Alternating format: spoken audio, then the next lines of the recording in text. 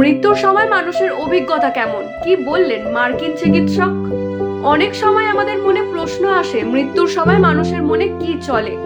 মানুষ তো অমর হতে চায়, কিন্তু জাগতিক নিয়মে আমাদের প্রাণের বিন্যাস ঘটে। এটা পাল্টাবে কার সাধ্যে?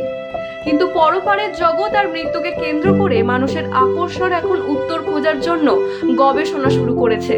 মৃত্যু এক সত্যের মুখোমুখি দাঁড় করায়, যেটা হয়তো আপনারা এড়িয়ে গেছেন জীবিত থাকাকালীন।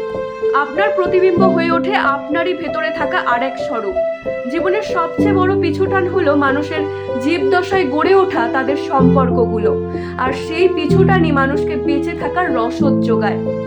মার্কিন এক চিকিৎসক ক্রিস্টোফার কের, তিনি তার প্রচলিত চিকিৎসাবিদ থেকে সরে এসে মৃত্যুর সময় মানুষ কেমন অভিজ্ঞতা অর্জন করেন সেই বিষয়ে গবেষণার সিদ্ধান্ত নেন।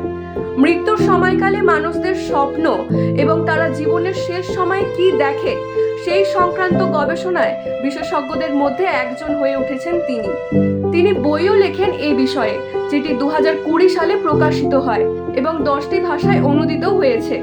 বইটির নাম হলো finding hope and meaning at life's end. এই বইটির মধ্যে দিয়ে ওনার গবেষণার অভিজ্ঞতা নথিভুক্ত করেছেন মার্কিন ওই চিকিৎসক।